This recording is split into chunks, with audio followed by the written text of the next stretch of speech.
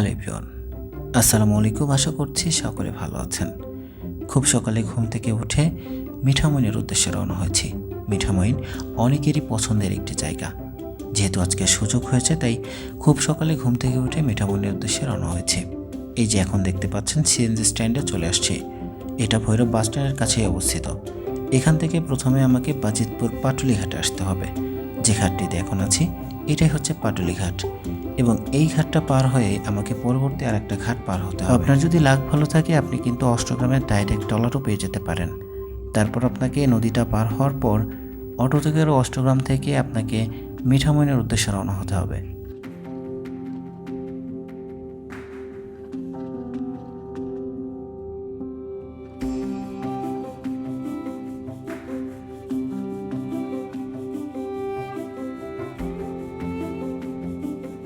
এই যে দেখতে পাচ্ছেন সুন্দর রাস্তাটি দিয়ে এখন আমি মিঠামইনের উদ্দেশ্যে রওনা হয়েছি।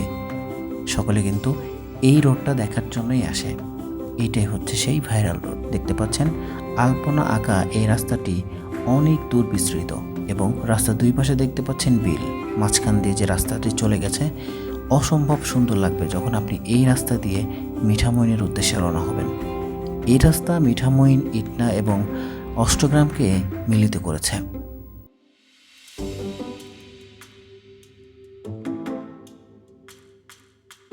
একমাত্র এই সুন্দর রোডটা দেখার জন্য দূর দূরান্ত থেকে মানুষ এসে থাকে। এই রোডে আপনি যখন ভ্রমণ করবেন আপনার ভ্রমণের অনুভূতিটাই পাল্টে যাবে। দেখতে পাচ্ছেন কত সুন্দর প্রাকৃতিক দৃশ্য, সাথে এই রোডটি দিয়ে যখন যাবেন প্রাণ খোলা বাতাস আপনি পাবেন। আপনার এতটা ভালো লাগবে, আসলে সেটা আমি বলে প্রকাশ করতে পারছি না।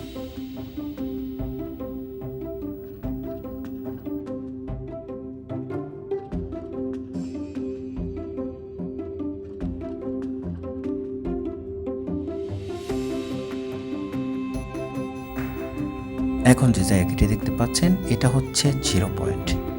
এইখান থেকে মিঠামইন, ইটনা এবং অষ্টগ্রাম তিনটি জায়গায় যাওয়া যায়। এটাই হচ্ছে মধ্যস্থল। তারপর আস্তে আস্তে আমরা বাজারের দিকে চলে আসলাম।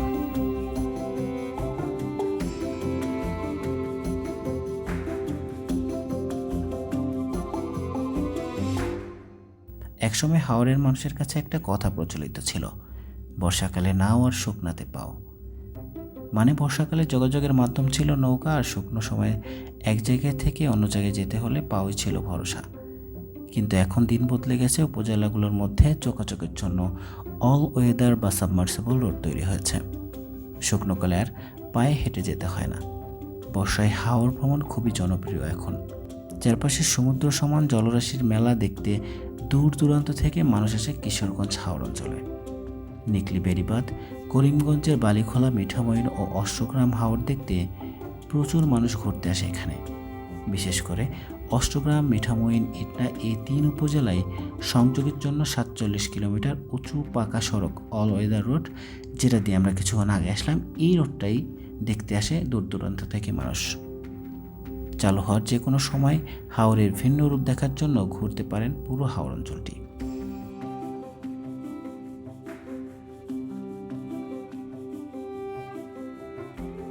বর্ষায় চারপাশে যেমন পানি থই থই করে, পানি নেমে গেলে সেই জায়গায় ধানের সবুজ রাজ্য কিংবা ধান পেকে গেলে সোনালি রাজ্যে পরিণত হয়। এই ভিন্ন রূপের সৌন্দর্য দেখতে একবার প্ল্যান করে ফেলুন শীত বা শুকনো মৌসুমে।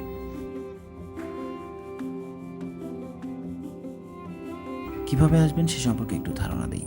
বর্ষায় যখন নদী হাওর পানি পূর্ণ হয়ে যায় তখন হাওরের সাবমার্সিবল রাস্তাগুলো ডুবে যায়। কিশোরগঞ্জ থেকে মিঠামইন বা অষ্টগ্রাম যাবার ফেরিগুলোও বন্ধ হয়ে যায়। তবে সেই সময় হাওর রোডের দুই পাশে পানি পূর্ণ থাকে বলে সেই দৃশ্য দেখতে অনেকেই ছুটে যান। বর্ষাকালে হাওর রোডে যেতে চাইলে কিশোরগঞ্জের বালিখোলা চামড়া বন্দর ঘাট থেকে লোকাল রিজার্ভ নৌকায় মিঠামইন যেতে হবে।